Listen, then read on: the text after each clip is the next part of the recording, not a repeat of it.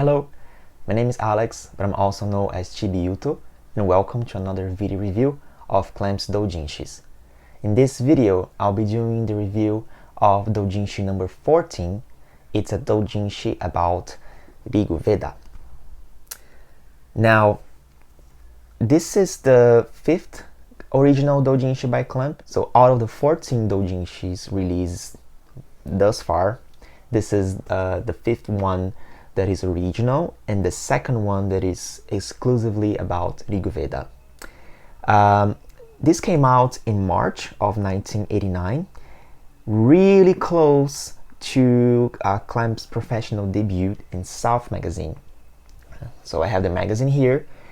This came out in April and this came out at the end of March. So they were very likely working on the chapter that was published here, or they probably already had finished working on it. So the reason why this was released was probably to introduce RG Veda, the world of RG Veda, to the readers. So it's a collection of short stories, and one of them in particular, the longest one, pretty much captures the whole concept and the whole idea of RG Veda. So when this was released, there were 7 members. In case you've been following my videos, you might remember that on the previous release, they were saying goodbye to 4 of the members. Therefore, this was the last doujinshi that they released while they were amateurs. From this point forward, Clamp as a group would be divided into working as a professional manga artist and working as doujinshi artists. This would carry on for a couple of years until they decide to officially put on hold all their doujinshi activities for good, until now actually, and carry on only as professional manga artists. Fun fact, this was actually the first doujinshi that I got, and it was actually a gift from a dear friend of mine. Her name is Marianne. She lives in Quebec City, Canada. She has a very nice Clamp collection, and she just happened to have a duplicate of this one. So she kindly gave it to me, and for which I'm very thankful for. Thank you, Marianne, in case you're watching this. So without further ado, let's check the video review. Here we are. So this is the front cover. Pretty sure it was drawn by Ona Papa, although nothing is said about the cover. This is the back cover. It makes one full illustration when you do like this. Pretty cool. Here we have the number, so this is Doujinshi number 14, and the release date 1989 March 25. It was a Saturday, and the price. Now there is an interesting fact about this edition. One of the editions, I'm not sure if this is the case for this one, came out with the wrong date. So there was a mistake in the date. So they released a new version with the right date. It wasn't a big difference. It was more like I think it was a few days later or before. It wasn't like a whole month or a year or something. It was just a minor mistake. So they put out an updated version with the correct date. I don't know if this edition that I have is the one with the right or wrong date, but this is just a detail that I would like you to know. So the first thing that we notice here is that it's a very large book. It's really tall and it's also wide. So just to give you an idea, I have here X, the volume, the regular, well, there's no special edition, just a Japanese edition of X. And I think everyone is familiar with it. So just so you can see, it's a very large book. It's actually the largest one from the whole Doujinshi catalog. I'm pretty sure this is the biggest one in terms of size and dimensions. This is the spine. so it's not really detailed. There's nothing written on it. The title here says RG Veda. I don't know the Japanese kanjis, but my translation returned masterpieces. So it's sort of like a collection of stories, if you will. So let's check inside. First, we have this really cool color spread of Daishakuten and Yashao. It's not really a poster, but it's like a folded spread. There's nothing on the other side, in case you were wondering. Then we have the first story here. The paper quality, it's a little different from these opening pages. The texture feels different, and yeah, the overall feeling as well, and even the style. This is not how they used to draw the illustrations.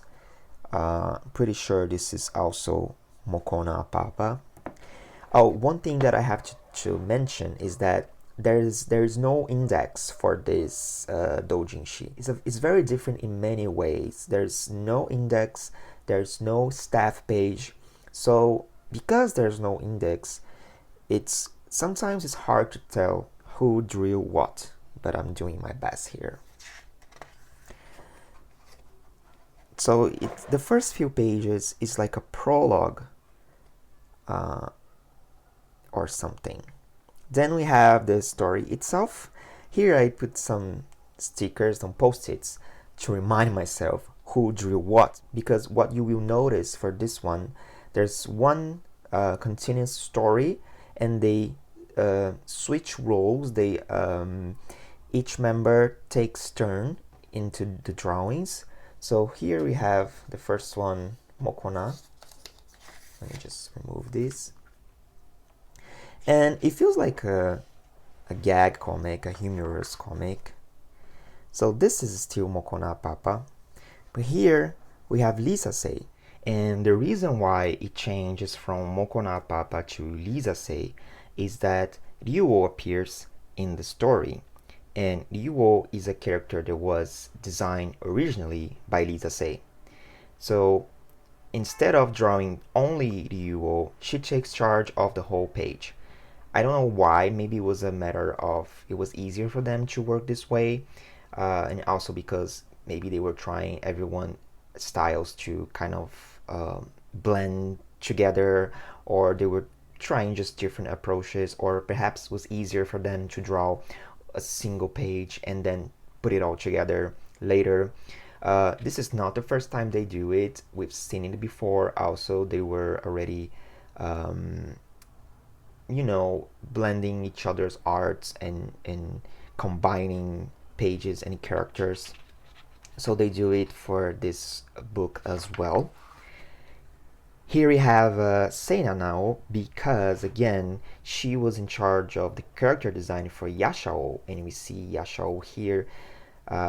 So since he appears, she takes charge of drawing the other characters as well. So you can see the difference in the style for Ashura and Ryuo and Kujaku. So this is Seina now. Now here we have Niknikoi, because she was in charge of the character design for Kendapao. I am not sure if she was responsible for Soma's character design as well, probably, but definitely for Kendapao. So in case you didn't know, the design for Kendapao came from Nikoi. Here again Nikoi, then back to Lisa-sei, because we have again Ryuo here appearing. Here we have Tamayo Akiyama. Tamayo Akiyama's character was Karurao, that's why she's appearing here. So Tamayo did the design for Karurao. Then back to Ona Papa. I put some post it here to remind myself.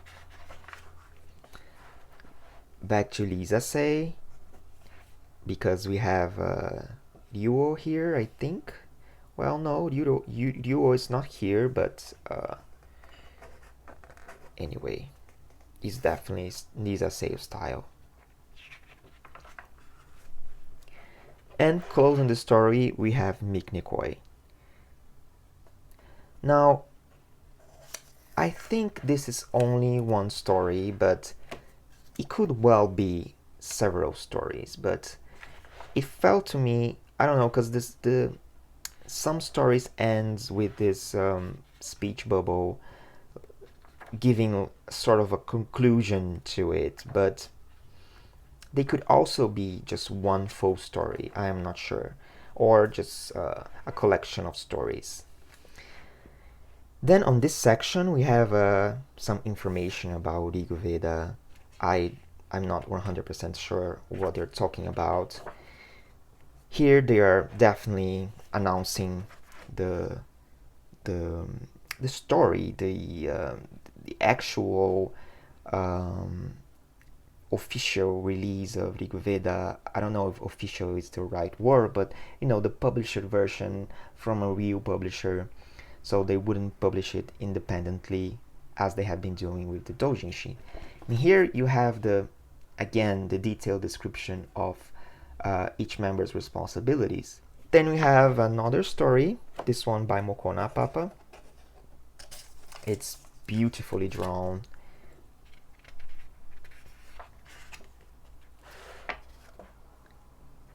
This is Mokona as well. Here we have Lisa Seinanao. Sorry.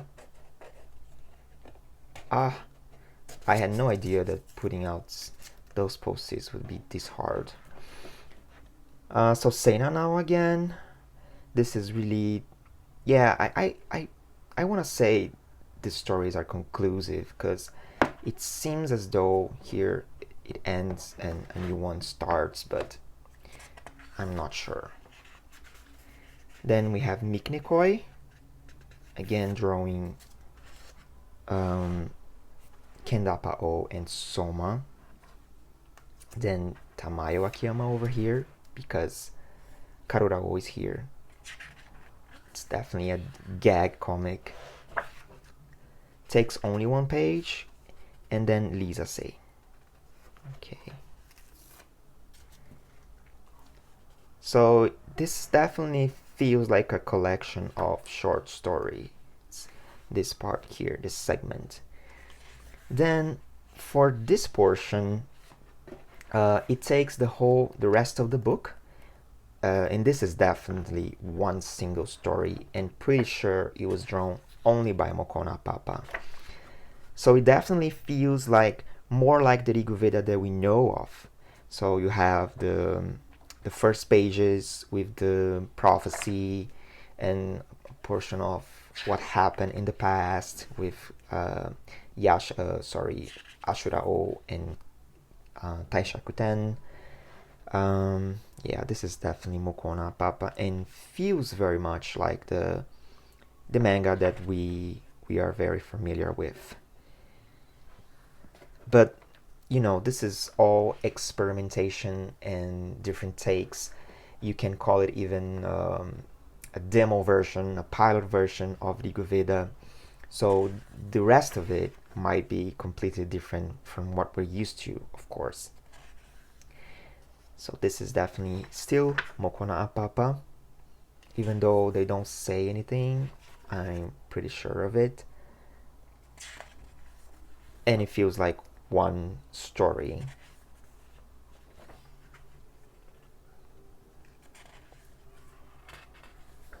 This lady character, for example, she never appeared in the official story, the one we know from the Tenko Bones.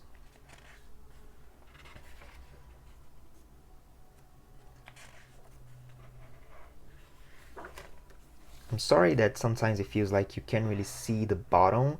This is the best I can do.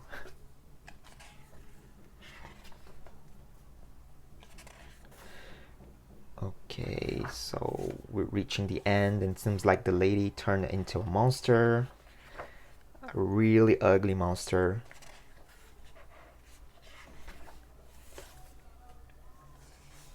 Yeah, harming Ashura. Sorry, I'm messing up with the names so badly today. And she's like uh, trying to kill Ashura, and Ashura is feeling really bad because Ashura probably developed some feelings for the lady. At least that's what I'm getting. And wow, seems like shit is about to hit the fan. Ashura turning evil.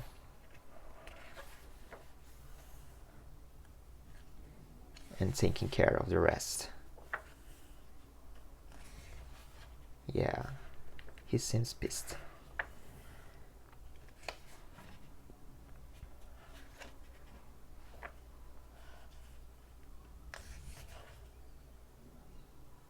Yeah, and you have here Ryuo touching Ashura, and it seems like it was not a good idea.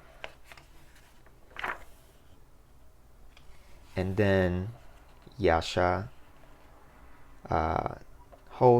stands his hand, offers his hands to Ashura, and he goes back to normal and falls asleep into Yasha's arms.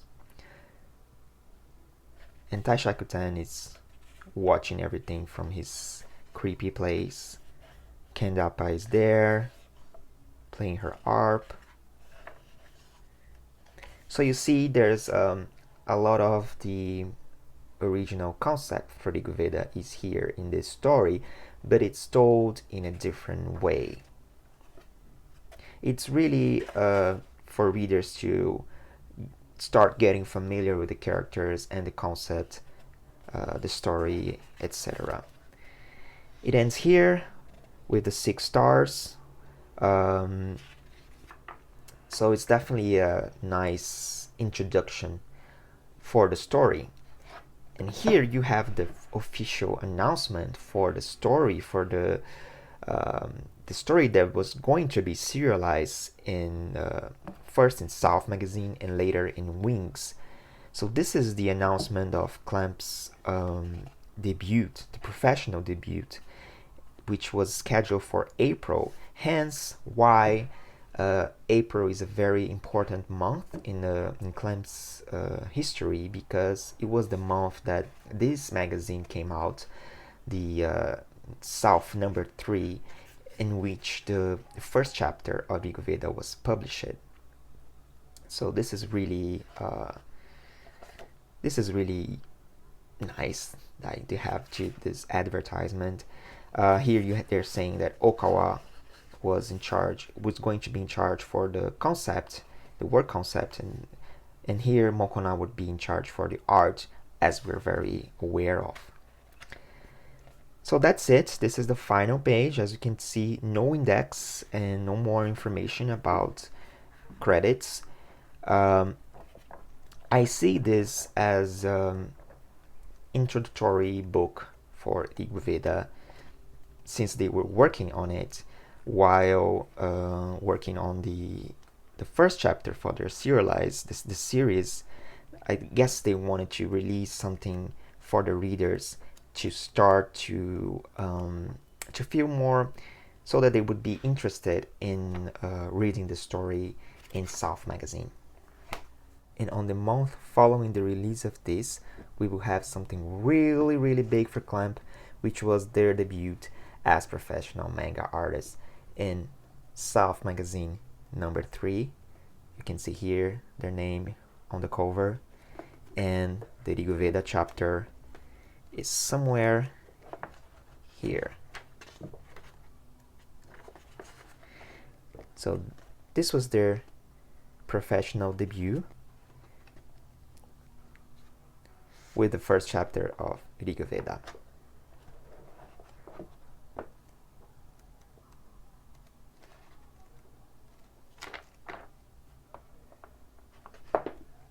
Thank you so much for watching this video, and in case you've been following my video so far, thank you even more. I have a website about clamp. The address is chibiuto.com. I invite you all to visit, participate, and interact. Until next time, bye.